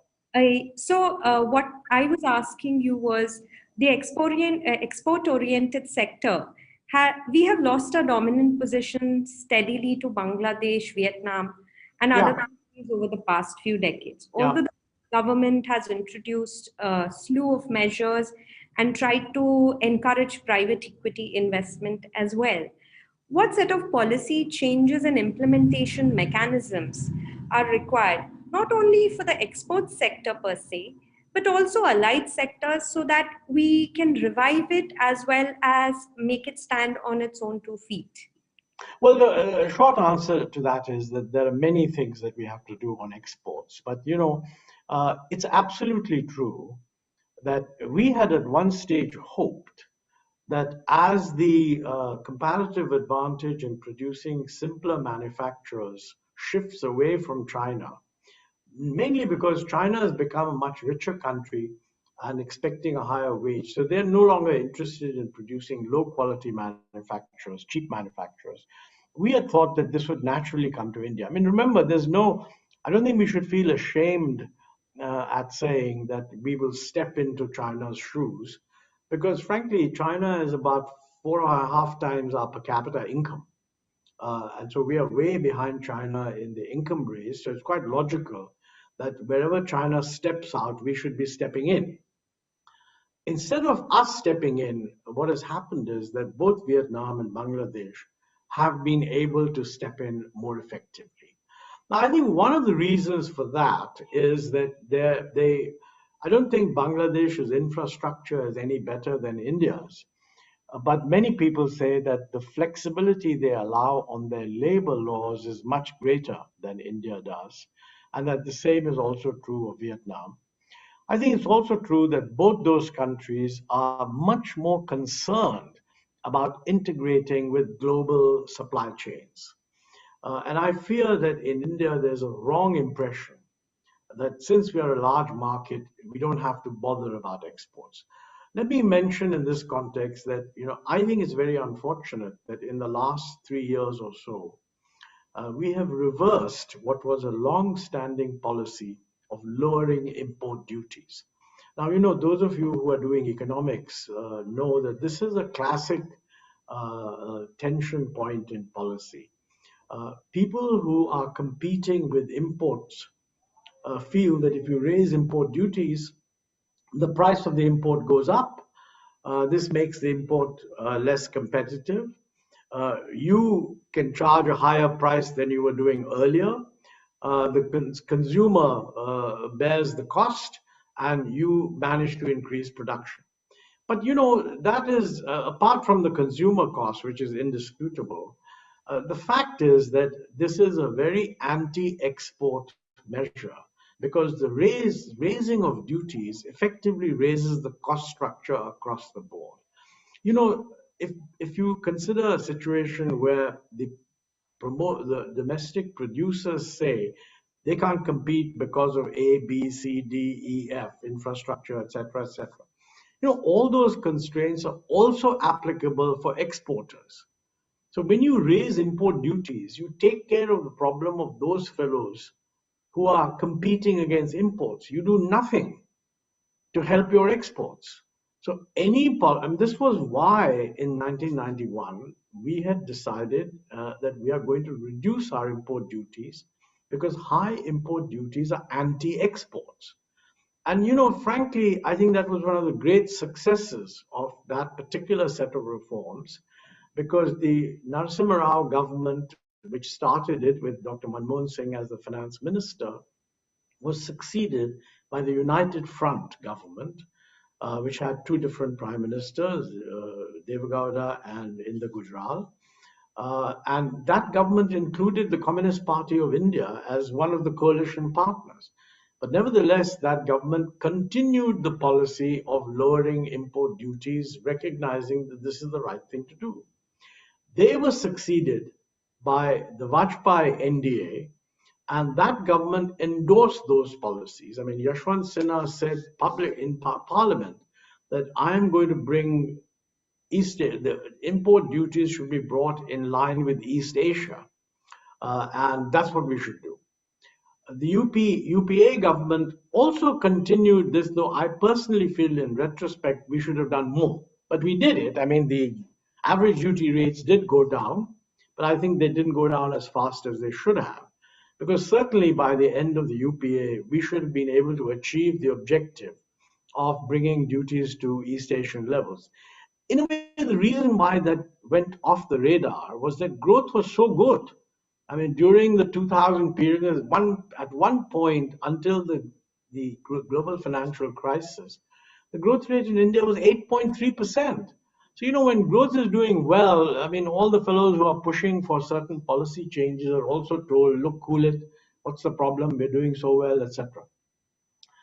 I think what has happened is that after the end of the UPA regime, the new government came in, and somewhere beginning in 2016, no, let me step back. When the new government, the NDA government under Prime Minister Narendra Modi came in, among the first things that was done in the Niti Aayog, which replaced the Planning Commission, under the vice chairmanship of Arvind Panagriya, a very distinguished trade economist, said that we should reduce. He absolutely endorsed the strategy that had been followed. He said we must reduce import duties, we must lower them to an average of no more than 7%, which really meant that where duties are very low, you can raise them, but all the high duties should be brought down. Now, unfortunately, that advice does not appear to have been accepted. And for the last 3 years, we've been raising duties. And already you are seeing a lot of lobbying, because the moment you leave yourself open to consider raising of duties, any producer who feels that he needs some support will argue for higher duties. So we'll have to wait and see what the finance minister does in the budget, but I sincerely hope that she doesn't raise any duties. And personally, I think she should give a signal that we're going to go back to the lowering of duties. Now, a related issue, which is connected with why other countries are doing well, is that we didn't join RCEP. That is the Regional Cooperation and Economic Partnership Agreement, which is based on the ASEAN 10, plus China, Korea, Japan, New Zealand, Australia, and India. They were negotiating joining RCEP, which would have become, a trade deal covering almost 40% of world exports. Prime Minister himself had given a signal, which I thought was quite a good signal, that we must act east. Prime Minister Narasimha Rao had said, look east. Prime Minister Modi said we must act east. That gave me the feeling that maybe we're going to do more in this area. And I would have welcomed India joining RCEP. Unfortunately, a certain protectionist thinking, which has always been there in India and is there in every country, appears to have carried the day. And the government has simply decided not to join RCEP. Now, fortunately, the issue is still open because the other countries desperately want India in. Remember, they are as nervous about China as anyone else. China is going to become the world's largest economy in about another 3 or 4 years. So in one sense, having the Chinese market in RCEP is a source of strength. On the other hand, China does create worries because it seemed to be authoritarian, non-transparent, too strong, and maybe willing to use its both economic and military muscle a little too much. So other countries are wary of it, and they would be very happy to have India in, because then, we would carry some weight in the RCEP decision-making for the future. Now, it's very difficult to convey an image to external investors and people building global supply chains that India is interested in participating in this. Although I might say the Prime Minister very rightly has said he wants India to become part of global supply chains. It's very difficult to persuade people that we are serious if we are raising import duties and refusing to join RCEP. You cannot be a member of a global supply chain unless you run a regime with low duties. The whole idea of a global supply chain is that you import what is more efficiently produced elsewhere, perform the functions that you are better at performing than others, and re-export the product with value added. Now, unfortunately, too many people are giving the signal that what we want is to reduce imports at all costs. That is completely incorrect. And I hope that the government will recognize that these policies actually contradict stated objectives which have been enunciated at the highest level. Now, if we can do all this, including, let me say, including improve our domestic infrastructure massively, improve our procedures. Frankly, our procedures are very anti-export. Compared to virtually any other country, we are adopting procedures that are hopelessly out of date. In 1985, Prime Minister Rajiv Gandhi said in Parliament that we are working with systems that are 10 years out of date, and we cannot possibly compete with others unless we change those. Now, in 1991, he wasn't able to make too many changes. He did something, but it was all incremental. In 1991, we took one big series of steps. But we need to do a lot more. And I think on exports, we have to be very clear about one thing. Are we interested in exports or not? For example, the present policy dictate seems to be that we are interested in cutting imports, but nobody's saying we're interested in exports. So let's be a very clear signal. India cannot develop at 7% per annum without a much better export performance. And remember, the liberalization succeeded because between 1991 and today, the export share of GDP has almost doubled. So it's not as if our policies were not working, they were working. The export share of GDP is now going down.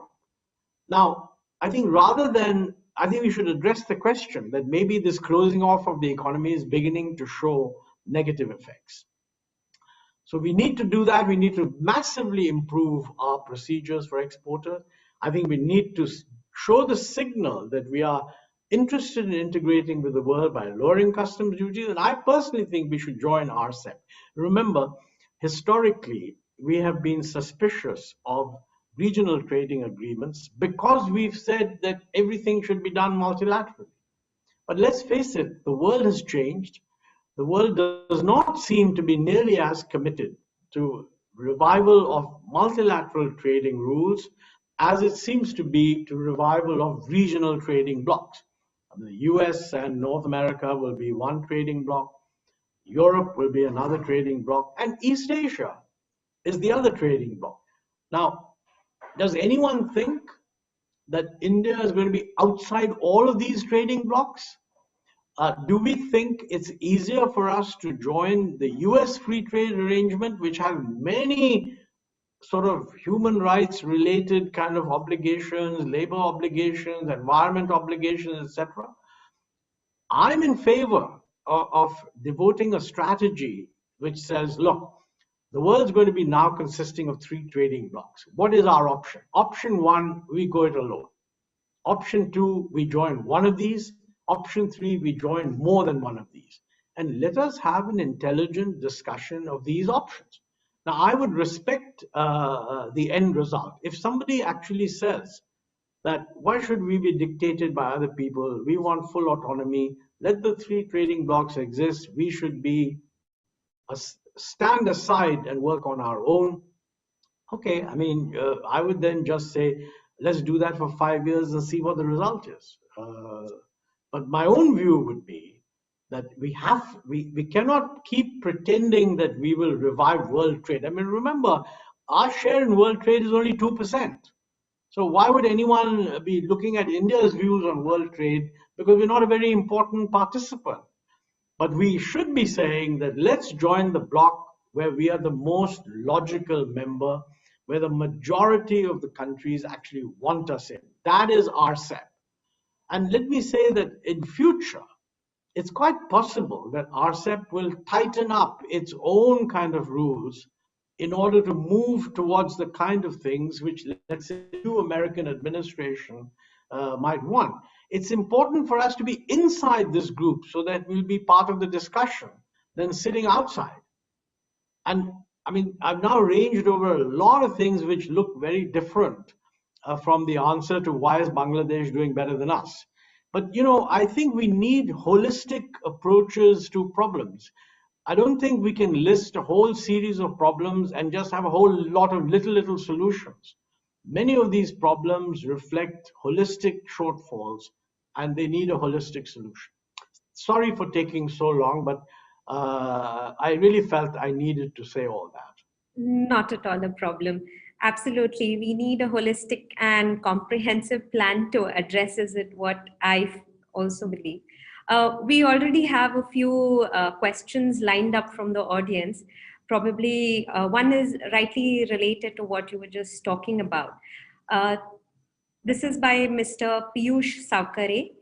He's asking, how can Indian businesses use the geopolitical situation to their advantage? Well, I think you give business a clear signal that, look, don't expect too many subsidies, but do expect support of a sensible kind. And please join the world and compete. Now, frankly, Indian business deserves a lot of compliments for doing that. I mean, for example, let me give one or two examples. Bajaj Auto, my good friend Rahul Bajaj, for whom I have huge respect, and his contribution in India is really enormous. During the early days of liberalization, he quite rightly used to applaud the fact that we've got rid of these ridiculous constraints that we had on Bajaj Auto from expanding and investing. But he was not very much in favor of the opening up to the Indian economy, to foreigners, because he felt that, that might kind of weaken Indian industry. But, the fact is, in these last years, Bajaj Auto has done a tremendous job of exporting scooters and competing in the world markets. Similarly, I mean, in Pune, you have Forbes doing a terrific job with very high export orders. You have the vaccine manufacturers who have made India into the, if you like, the major vaccine supplier to the whole world. So there's any number of examples one can give of Indian business being successful. In my view, Indian business should be told that, look, the only way you're going to succeed is if you also can operate internationally. Of course, you have the advantage of a huge Indian market. We can also have modest import duties, which give them a little bit of a preferred position. But in the end, they must judge themselves by whether they're able to export. If an Indian manufacturer is exporting 20 or 20% or 30% of his product, that's a real proof that he's producing a product that is globally in demand and globally acceptable. So I think they will, of course, rightly say that, look, how about better infrastructure? How about better ease of doing business? How about a more sensible tax regime? How about greater transparency in how the tax authorities treat us? And I think all that is true. Mohandas Pai, a couple of years ago, once said that, we shouldn't think that it's the foreigners who complain about tax terrorism. Indian business is also very upset by it, only they don't like saying so. And I think this was said, in fact, before the present regime came in. So I'm not making a comment. This is not a phenomenon that is only a problem with the NDA. It's been a problem in the UPA also. And we were aware of it, but it's very difficult to make these structural changes. They're not the kind of first generation reforms where you just say industrial licensing is silly, so we're going to abolish it. I mean, to change a whole system and manner of behavior requires deep structural change. The legal system is another one. I mean, we're running a system in which almost any straightforward legal dispute can take approximately 20 years to resolve. Now, quite frankly, if you ask me, this is not something that the central government can do. This is something in which the judiciary has to take the lead. There's no logical reason at all why every single dispute gets entertained by the Supreme Court. I mean, elsewhere in the world, the Supreme Court, of course, it's an appellate body, but its dominant concern is to pronounce on issues where constitutionality of the law is required, and most other things you leave at the High Court level. Now, I've discussed this informally with people, and very often I'm told that the Supreme Court is very often not convinced of the merits of the High Court decision and therefore wants to take on these things itself.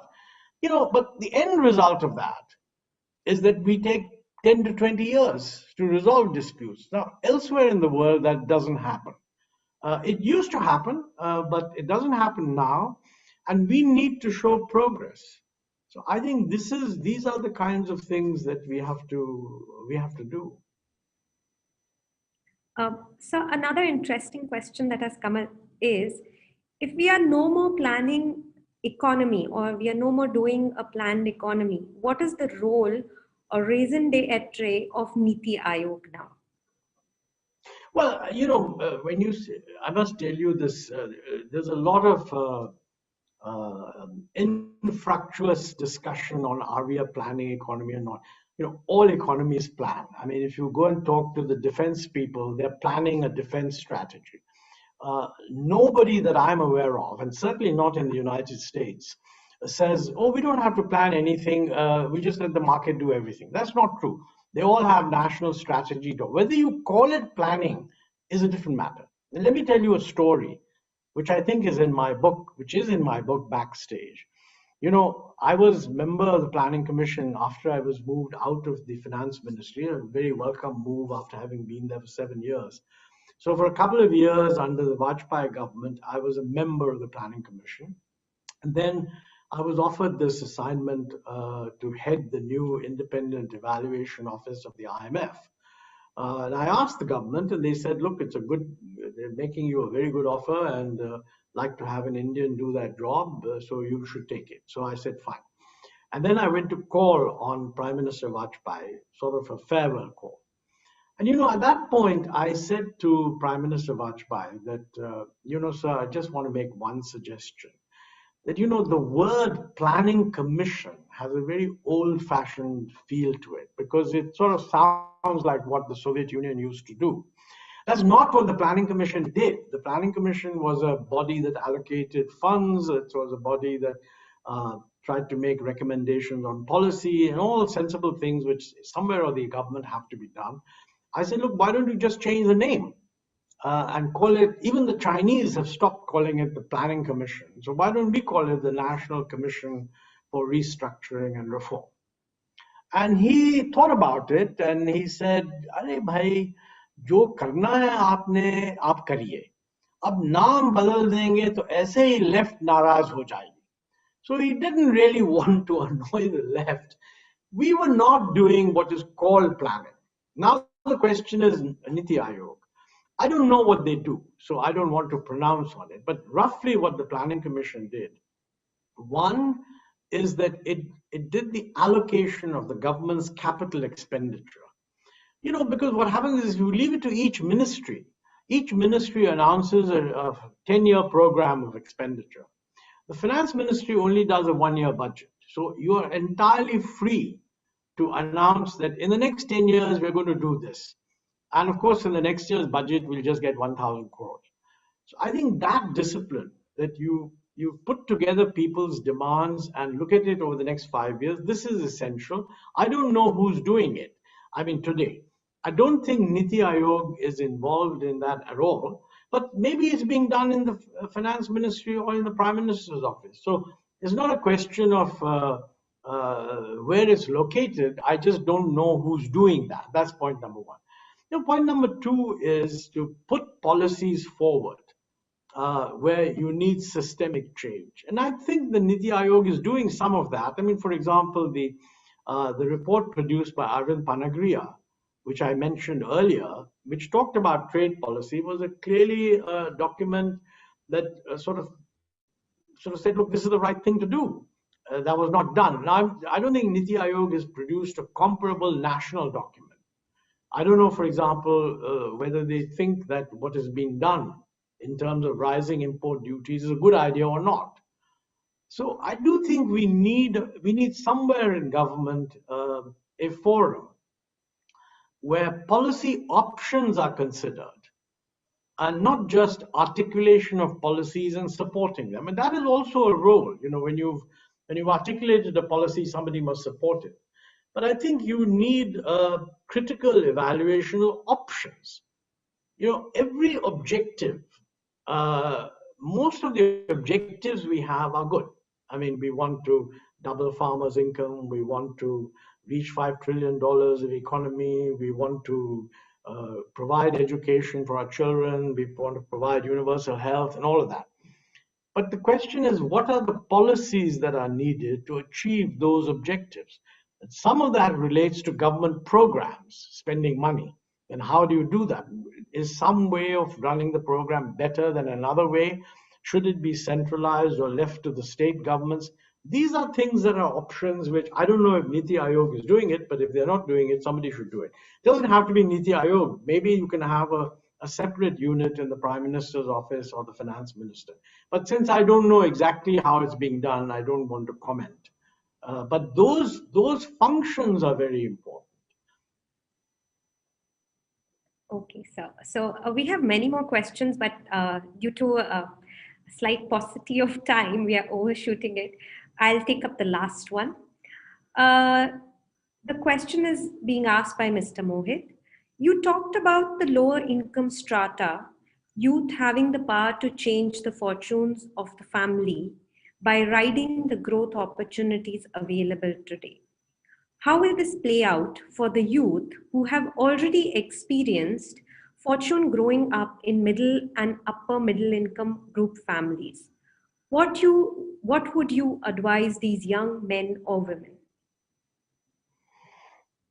Well, I mean, you know, if young men and women growing up in middle class families have tremendous advantages, much more than people of my generation did at the same stage. So the logical consequence of that is that they have many more options. The disadvantage is that whereas in my generation, I mean, most people thought that success meant doing one or two different things. But I think for the present generation, you know, it may well mean doing a startup. I mean, the data show that a lot of the pace at which startups are taking place in India is now quite impressive. We're going through the change of the new digital economy. Many things that were done several years ago are now gaining momentum. The telecom revolution, the identity through Aadhaar, the India stack, flexibility in financing, new payment systems. These are parts of the economy that are actually booming. And there are many, and in looking ahead, and this is going to be partly a consequence of the COVID experience, you know, the ability to do things remotely is going to be much greater later than it is today. I mean, after all, this Zoom lecture is an example of that. You're all probably sitting around in your homes looking at this on a laptop. So I think that the youth of today, the one thing I would say is that don't judge the prospects open to you by the formal sector jobs that you may be able to get. Look at the broader range of opportunities and experiment a little. You know, I think this is easily said, and I recognize that this is also something that may create insecurities. But I fear that a rapidly changing world will mean more uncertainty. So I think the youth have to recognize that there is uncertainty, but uncertainty also means that, you know, if you follow a particular path, you could either luck out big time or you could lose out big time. The main thing to do is when you're losing, get out of it and try something different. It's easier said for me because after all, that's not how I ran my life. I mean, I took a job and was in there for 10 years. Then I joined the government of India and I was there for 20 years.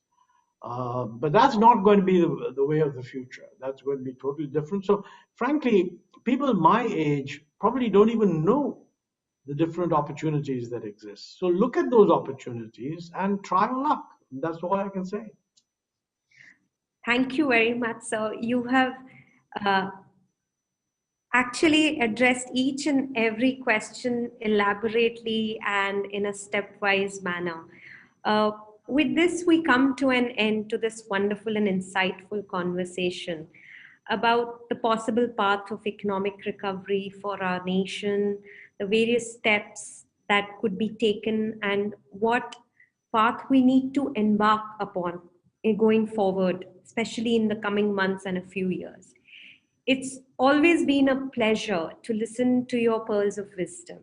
I'm humbled and honored to hold this conversation with you, sir. And we sincerely hope that we will be blessed to host you again on campus in the near future. Thank you very much, sir. Thank you very much. It's been a great pleasure to be part of this. I have one request. I know you get all sorts of questions are thrown at you, and you have a list of these questions. So I always ask, please send me a soft copy of that list of questions. It kind of helps me understand what the audience really wanted to know, even if I wasn't able to answer all of them. So could you please do that? I'll definitely do that with you. Thank you very much. Goodbye, and thanks all. Goodbye. Have a great weekend, sir. Thank you.